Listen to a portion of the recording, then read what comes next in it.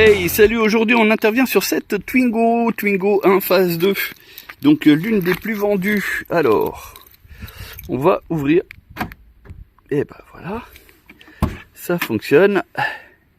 Tac, et on intervient sur la voiture. Je me mets en place. Twingo, donc une phase 2. Et regarde, tu rêves pas, elle a seulement 125 000 km. Alors, cette voiture, tu vois, elle a un voyant moteur. Et ça fait déjà plusieurs fois qu'on a fait un check-up. Et du coup, avec nos valises, malheureusement, on n'a jamais détecté. Donc, on a checké peut-être pour un problème de masse. Donc, on va faire une intervention dessus, en plus que celle qui était prévue pour un remplacement de support moteur. Donc, une intervention bénigne, et on en profite pour regarder au niveau des masses s'il n'y a pas un souci. Allez, et c'est parti.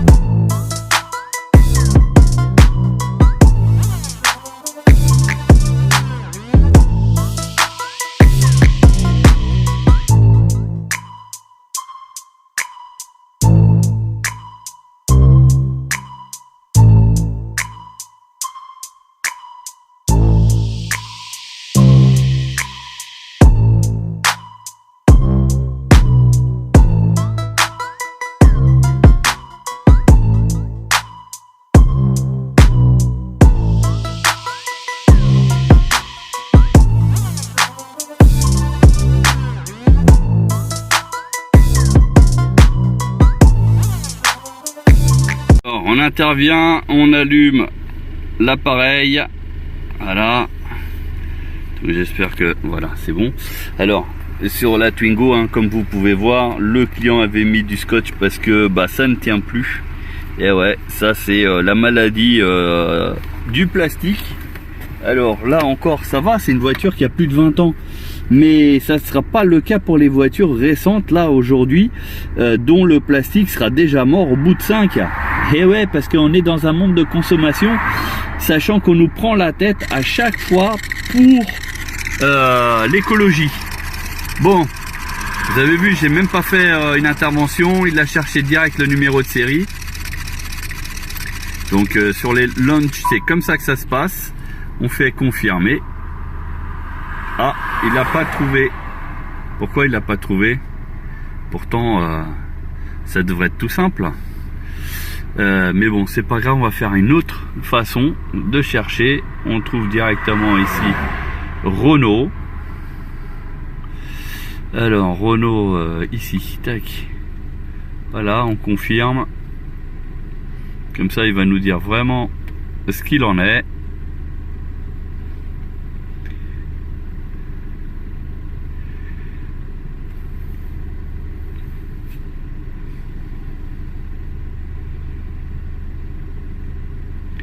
Je fais une pause, je reviens après parce que ça risque d'être long.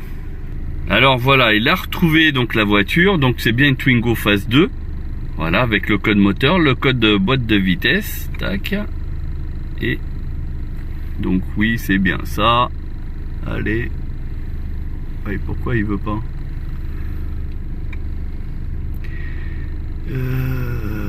Oui, on a dit que c'était ça.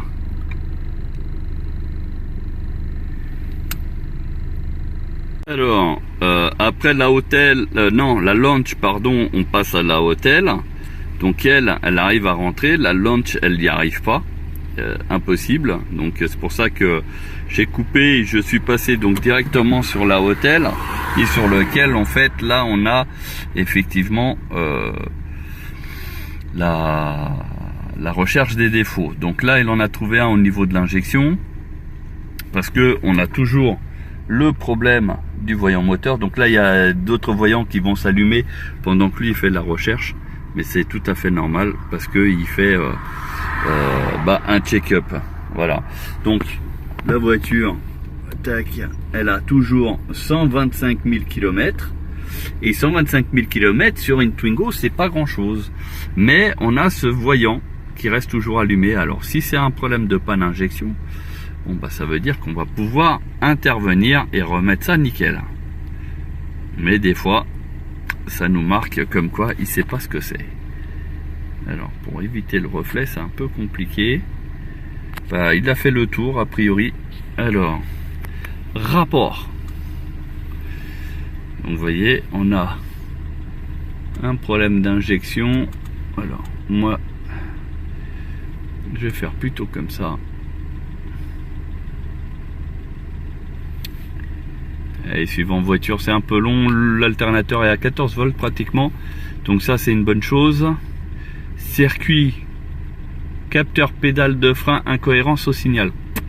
Voilà, c'est tout. Et c'est une mémoire. Donc c'est même pas un défaut.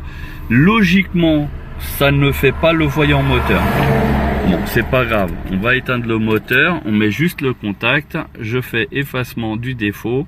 Moteur éteint, oui. Et on efface. Ok, lecture des défauts pour voir s'il réapparaît. Il ne réapparaît pas. Donc, pour le coup, là, zéro défaut. Donc la voiture n'a plus de problème. Donc c'est là qu'on va voir. Eh ben si, juste un contacteur de pédale de frein. Là j'appuie sur le frein, je lâche. J'appuie, je lâche. Et ben comme quoi, juste lui peut poser problème. Là c'est le frein à main, donc c'est normal. Voilà. Vous voyez, tout a disparu. Juste pour un contacteur de frein. C'est waouh. Parce que sinon la voiture est toujours entretenue dans nos locaux. Et pour le coup, alors il est possible aussi que le fait d'avoir gratté, comme vous avez pu voir sur les photos, la masse qui est connecté entre autres sur la boîte de vitesse, il est possible que ça a corrigé le problème. Parce que pour être clair, le voyant moteur était déjà allumé depuis plus d'1 an. Voilà. Bon là au moins on a réussi à le terminer. Voilà, donc bah écoutez, j'espère que cette intervention vous a plu. Vous avez vu un petit peu les coulisses. Donc il n'y a pas de meilleure valise diagnostique d'ailleurs. Vous avez bien vu la launch, elle est bien, mais là pour la Twingo elle n'a pas réussi à rentrer. Et avec la Hotel, bah on a réussi à y aller et à faire l'intervention. Donc comme quoi il faut, enfin je conseille en tout cas d'avoir toujours 2 marques différentes de valises, parce que ce que l'une ne peut pas faire, l'autre peut éventuellement le faire. Voilà. C'était juste une petite parenthèse pour les collègues qui se lancent à leur compte d'ailleurs et qui veulent voilà avoir plus de succès. Donc bah, c'était juste un petit tuyau. Voilà. Allez, sur ce, bonne journée et n'hésitez pas à vous abonner.